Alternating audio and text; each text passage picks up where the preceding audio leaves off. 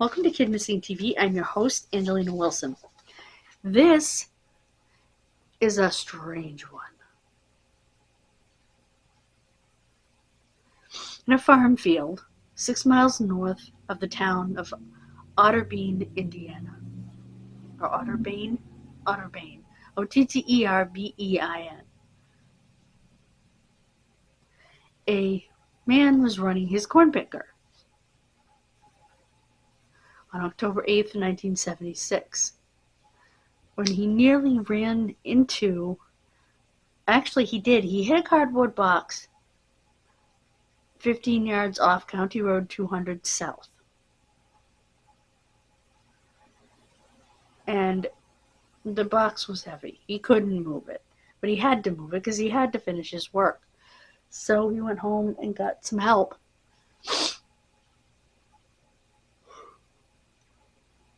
Excuse me. They put the box on the pickup truck. They brought it home. They opened it.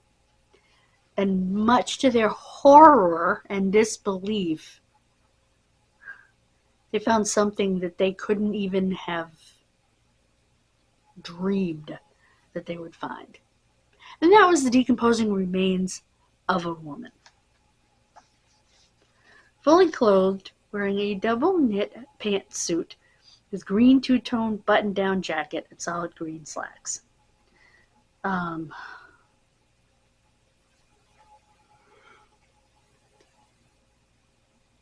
She was white, Caucasian, and shot in the back of her head.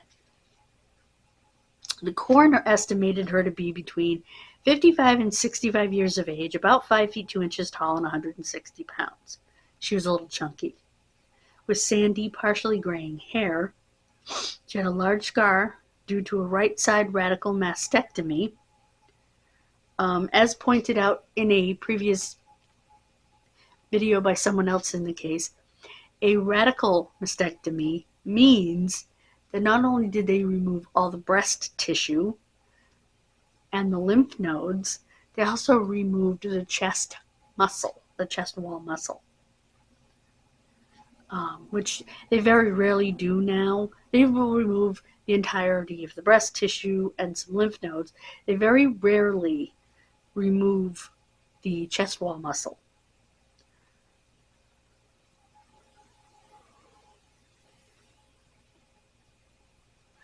I estimated that if she were between 55 and 65, even at the low end, okay, in 1956 she would have been 35 years old. She could have had that surgery in the 50s. And if she was 65, she could have had that surgery as far back as the 40s.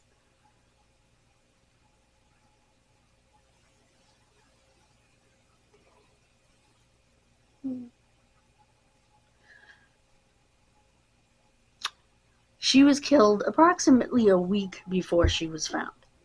Can you imagine not only what you're going to see when you open that box, but the smell that would emanate from that box? The Benton County Medical Examiner is in charge, Matthew J. Rosenberg, coroner, and I will give you the phone number and email address after.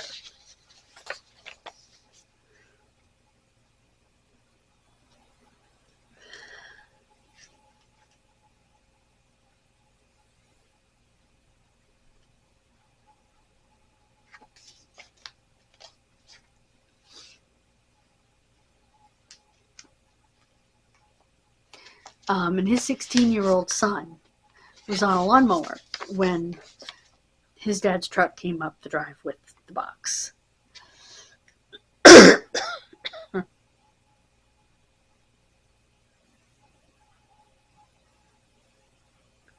Rain during the weekend had made harvesting nearly impossible.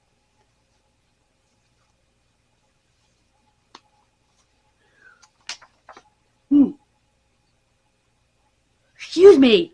Rain during the week made harvesting nearly impossible on that Friday.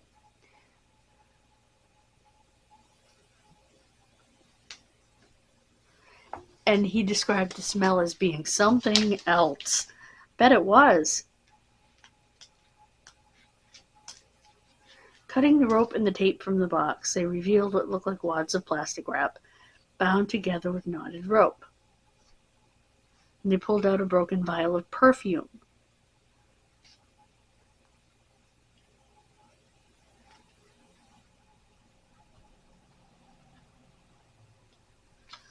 So they put the vial of perfume back in the box and called the sheriff's office. Ooh, excuse me. She was crammed into a box that was 3 feet by 2 feet by 1 foot.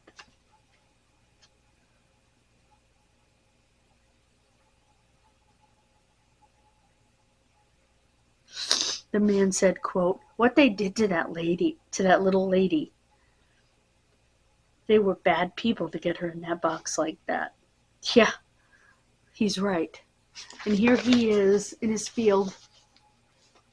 Make sure I get you over here where the box had been found. Showing reporters where the box had been found. Now, see, this says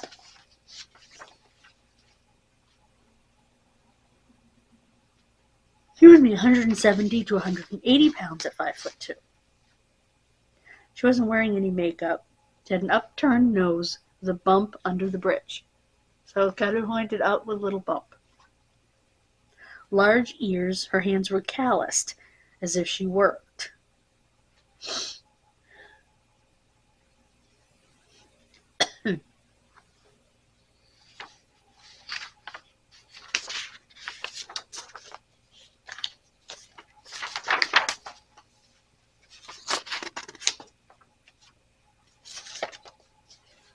They cordoned off several country roads in the area, treating it as a crime scene.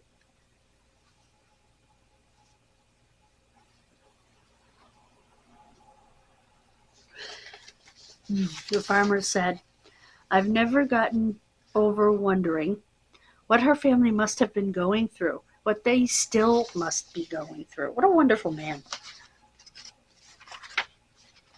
And that's him in the field.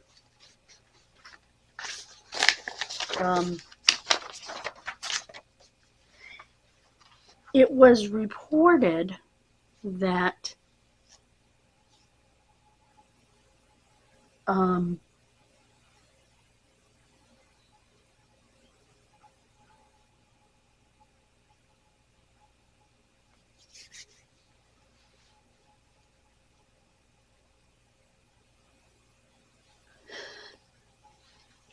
that the woman may have been dropped from a helicopter in the box into the field, which sounds a little ridiculous, but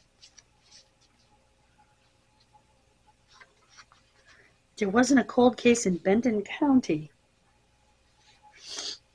that matched up.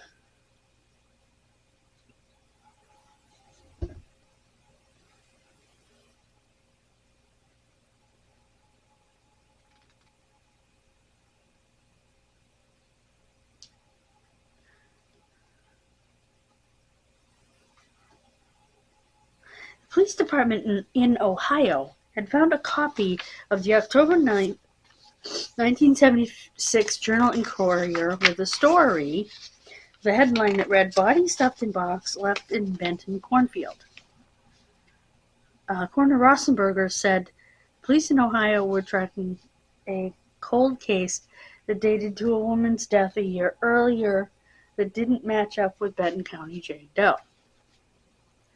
But the call piqued his curiosity about putting new science to an old case. "It may have been the ghosts of investigators past," he said, saying, "Help us figure this out."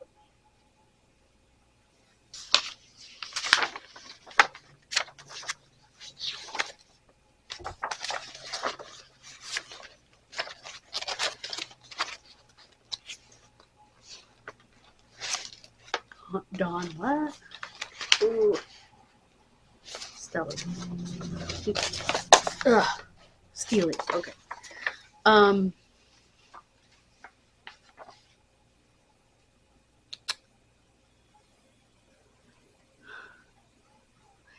he said it really bothered all of them. They could not resolve it. He went on to say the previous investigation deserved the extra effort now that science has caught up. They worked so hard and I wanted to carry the torch for them, I guess.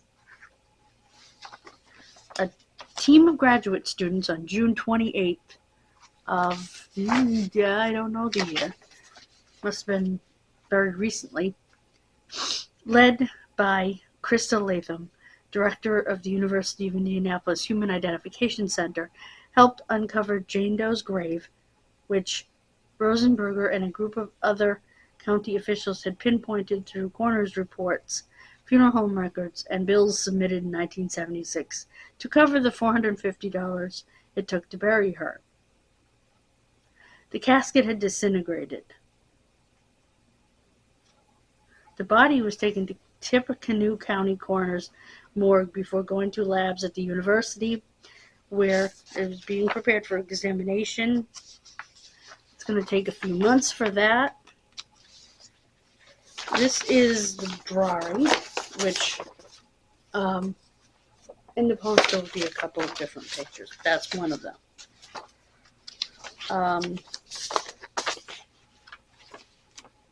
This case will be a top priority as other things come up, Rosenberg said. We're a small county, so to jump into this was a huge undertaking, but getting her exhumed gets us going down that road. I think they're looking for DNA.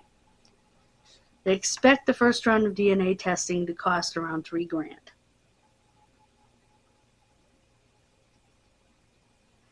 They're going to test the rope, the plastic around her, her body, the box, everything. The box, based on codes stamped on the cardboard, was made by a Melrose Park, Illinois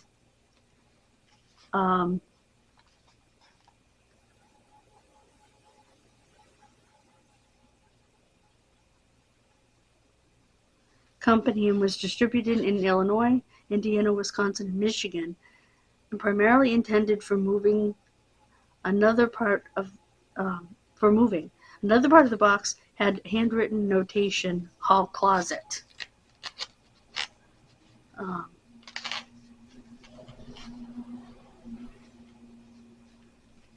And the box was also stamped wardrobe bottom. Her fingerprints led nowhere. Sheriff Steele told the newspaper in 1977, quote, as for theories, he told them in 1977 that her fingerprints led to nowhere.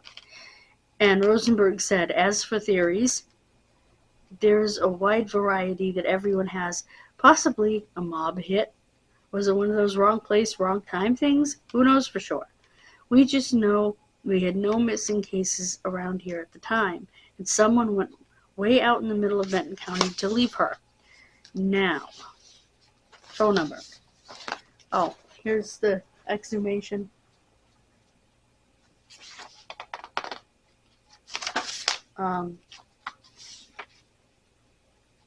Okay. Now, the contact information is Matthew J. Rosenbarger. Oh, I pronounced it wrong. Coroner, 765-418-2295.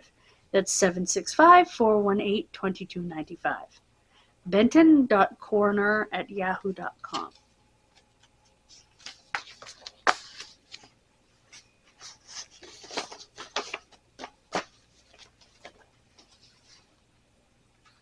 Okay, this is, yeah, okay.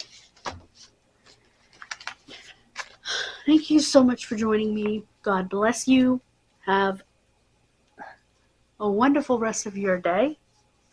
I will see you next time.